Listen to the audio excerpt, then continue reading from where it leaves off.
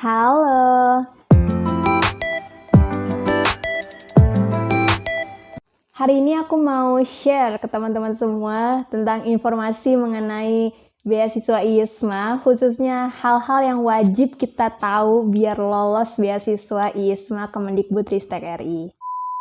Oh ya, mungkin di sini ada yang belum tahu ya ISMA itu apa. Jadi ISMA itu Indonesian International Student Mobility Awards atau Mobilitas Internasional Mahasiswa Indonesia, yaitu program beasiswa oleh Kemendikbudristek RI yang memungkinkan mahasiswa seluruh Indonesia, mahasiswa S1 ya, dari semester 4 sampai semester 7 untuk belajar di luar negeri selama 1 semester.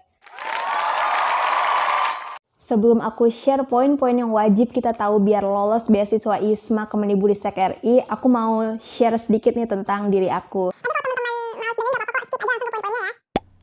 Kenalin, aku Hayuni Amalia atau biasa dipanggil Hayuni atau Lia. Aku mahasiswa S1 Keperawatan di Universitas Muhammadiyah Jakarta dan saat ini aku sedang menempuh pendidikan di semester 7. Baru aja selesai UAS kemarin dan sekarang lagi liburan. Dan aku juga salah satu awardee ISMA Kemendikbudristek RI tahun 2021. Jadi di ISMA itu ada istilah-istilah ya, diantaranya yaitu Home University dan juga Host University. Nah, Home University aku itu Universitas Muhammadiyah Jakarta atau UMJ. Dan Host University aku itu University Putra Malaysia atau UPM.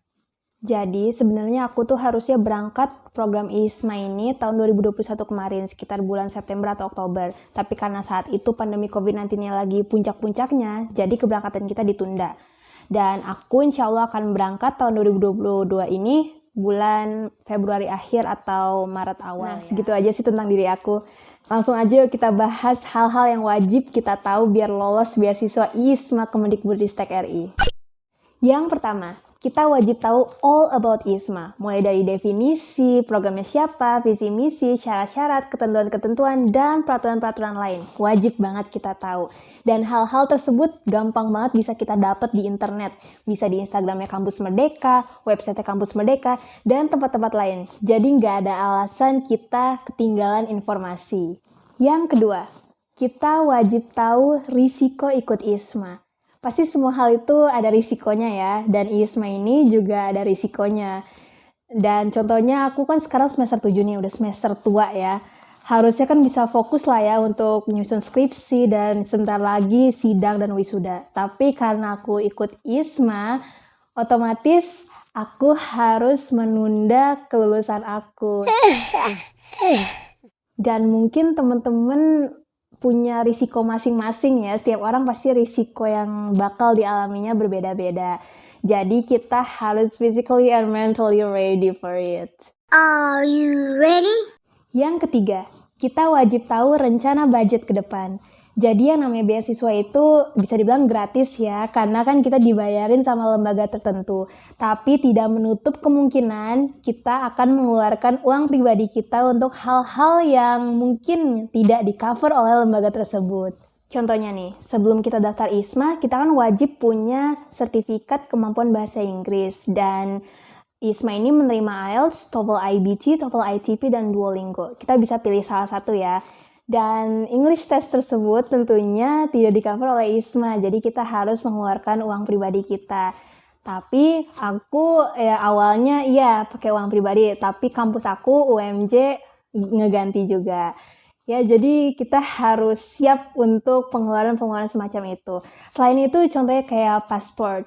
Mungkin kalau yang udah pernah bepergian ke luar negeri udah aman ya, karena pasti punya paspor. Tapi kan kalau yang belum sama sekali mungkin belum punya paspor dan kita harus buat paspor. Dan buat paspor itu kan juga butuh biaya ya.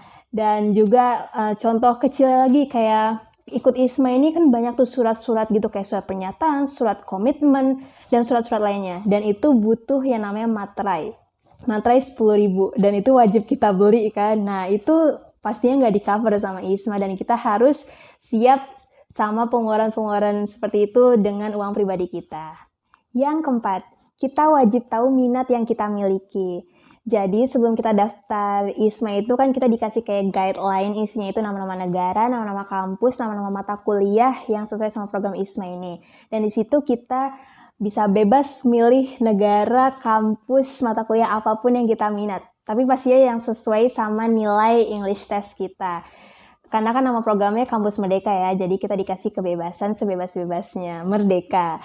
Dan juga setiap orang pasti punya tujuan beda-beda ya ikut ISMA ini ya. Ada yang mungkin lihat negaranya dulu, oh dia pengen banget datang ke negara itu, jadi dia milih negara itu. Ada yang pengen lihat kampusnya dulu, karena dia pengen banget belajar di kampus itu. Ada juga yang lihat mata kuliah dulu, oh minatnya sama mata kuliah ini, jadi dia milih mata kuliahnya dulu, kayak gitu.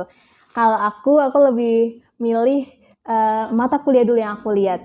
Karena menurut aku belajar sesuatu yang kita minat itu bakal enak banget. Dan kalau belajar sesuatu yang gak kita minat itu bakal berat banget. Emang sih mata kuliah di ISMA itu gak ada satupun yang selaras sama jurusan aku keperawatan. Ya jadi di situ kita pinter-pinter lah milih mata kuliah yang sekiranya kita minat dan juga sesuai sama tujuan kedepannya kita. Yang kelima, kita wajib tahu cara berhubungan baik dengan dosen. Pasti pada tahu dong ya, kalau kita ikut program beasiswa gini dan kita memakai alma mater kampus kita, pasti kita ada berhubungan sama dosen. Dan hubungan baik dengan dosen itu penting banget. Contohnya aku ikut ISMA ini pasti banyak banget konsultasi sama dosen pembimbing aku. Seperti aku mau milih mata kuliah aja, itu aku konsultasi dulu, kira-kira mata kuliah mana yang bisa dikonversi SKS ke semester aku selanjutnya nanti di home university aku. Kayak gitu. Terus juga banyak surat-surat ya di ISMA ini yang perlu kita minta tanda tangan ke dosen.